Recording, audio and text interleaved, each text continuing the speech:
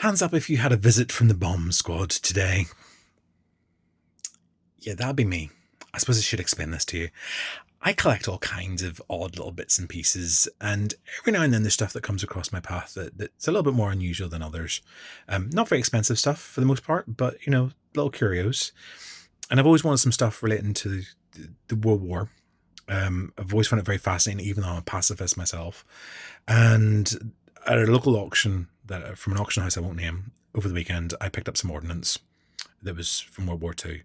And one of the pieces I managed to reverse and sort of do a bit of research on, and it was a M1 bazooka rocket.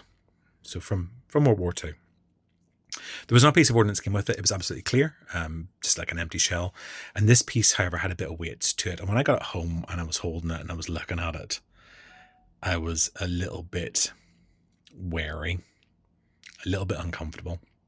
And I got the hackles up because I thought something wasn't quite right. So I sent off an email to the auction house just to see if I could get some clarification on things.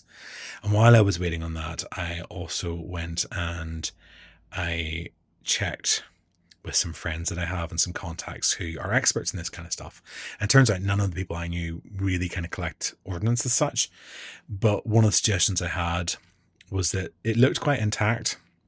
And the middle section looked very intact, and it contained the propellant and therefore was at risk of instability after 80 odd years since the war.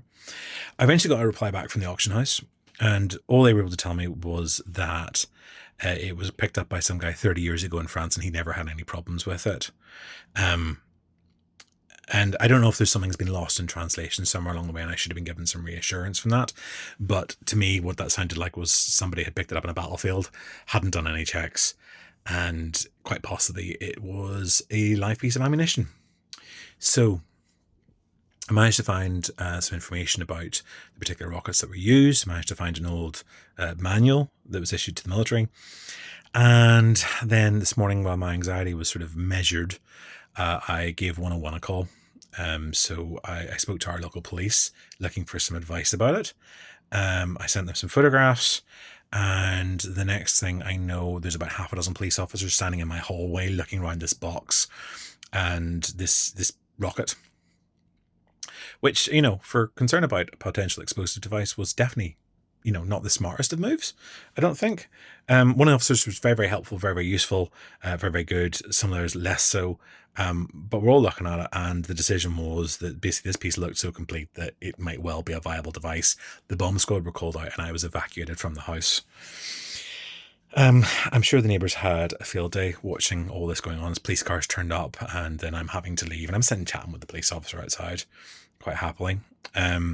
So the bomb squad came out. They're two great big trucks, and the bomb guy came into the house. Apparently it was a very, very short visit.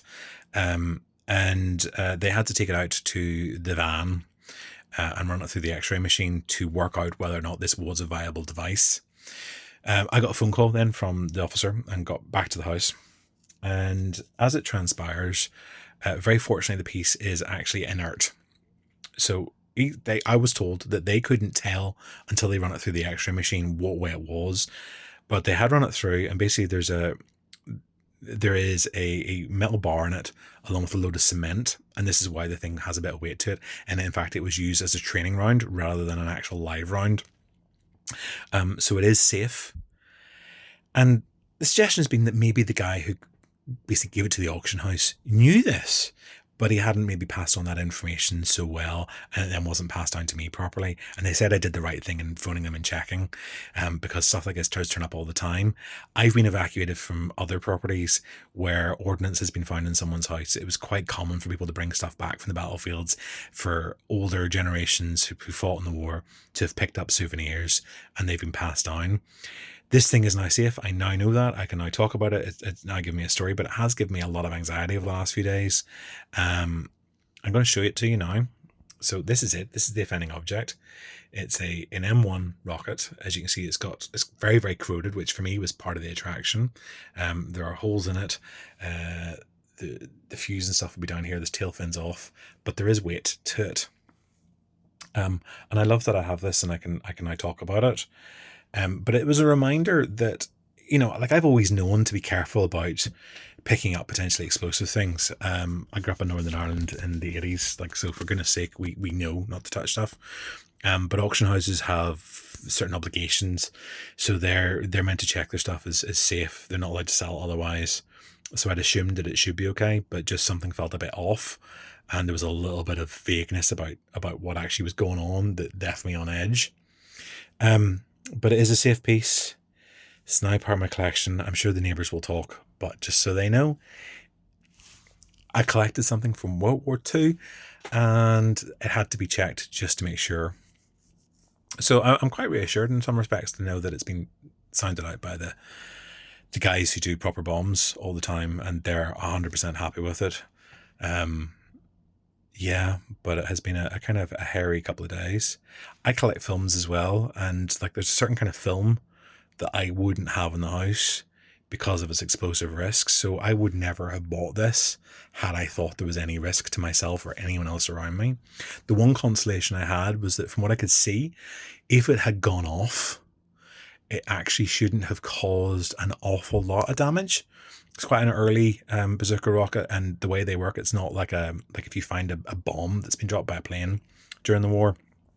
They're really, really risky. They've all kind of sensors and stuff that will potentially set off and create quite a big explosion. This thing was all designed to kind of like punch a hole through stuff.